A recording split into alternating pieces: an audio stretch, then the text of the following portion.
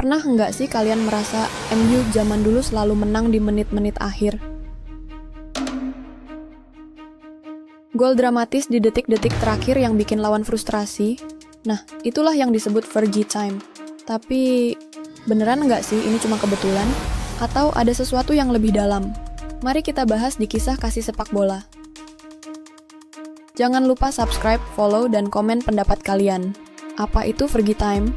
Jadi, Fergie time adalah istilah yang muncul di era kepelatihan Sir Alex Ferguson di Manchester United. Istilah ini merujuk pada kebiasaan MU yang sering mencetak gol di menit-menit akhir, terutama setelah waktu normal 90 menit berakhir. Kenapa ini disebut Fergie time? Karena banyak yang percaya bahwa Ferguson punya kekuatan untuk menekan wasit agar memberikan tambahan waktu lebih lama untuk timnya. Hal ini membuat banyak lawan merasa bahwa MU selalu diuntungkan oleh keputusan wasit. Ada urban legend di balik Fergie time, banyak teori konspirasi soal Fergie time. Beberapa yang paling terkenal adalah yang pertama, Sir Alex dan intimidasi wasit. Ferguson dikenal sebagai pelatih yang sangat vokal di pinggir lapangan. Banyak wasit yang mengaku merasakan tekanan besar saat memimpin laga MU, terutama di Old Trafford. Bahkan, ada yang bilang kalau Ferguson sering berdiri di touchline sambil menatap tajam wasit untuk memengaruhi keputusan mereka. Yang kedua, psychological warfare. Fergie adalah master dalam permainan mental. Setiap kali ada keputusan kontroversial soal tambahan waktu, ia akan menekan wasit lewat media atau komentar sebelum pertandingan berikutnya. Ini membuat banyak orang percaya bahwa wasit cenderung memberikan MU lebih banyak injury time. Ada data yang menunjukkan bahwa MU adalah tim yang paling sering mencetak gol di atas menit ke-90 selama era Ferguson. Apakah ini bukti bahwa Fergie time itu nyata? Atau hanya karena MU memang tim yang pantang menyerah sampai akhir?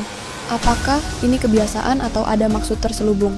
Sebenarnya, Fergie time bisa dijelaskan dari beberapa faktor taktis. Yang pertama, gaya bermain MU di era Ferguson. MU dikenal sebagai tim yang selalu menyerang sampai akhir. Fergie menerapkan mentalitas never give up yang membuat pemainnya percaya bahwa mereka bisa mencetak gol kapan saja.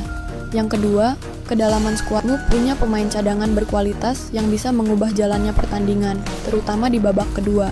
Ingat Ole Gunnar Solskjaer, Javier Hernandez, bahkan Van Persie di musim terakhir Fergie.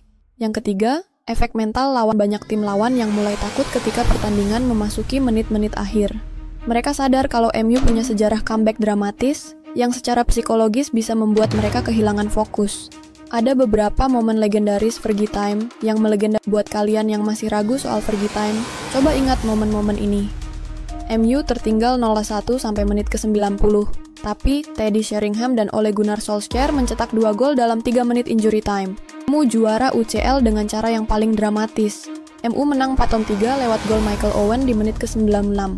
Setelah laga, Sir Alex sempat berkata bahwa tambahan waktu 4 menit itu tidak cukup.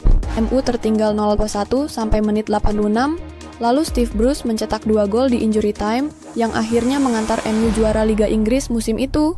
Apakah Fergie time hanya keberuntungan atau kehebatan?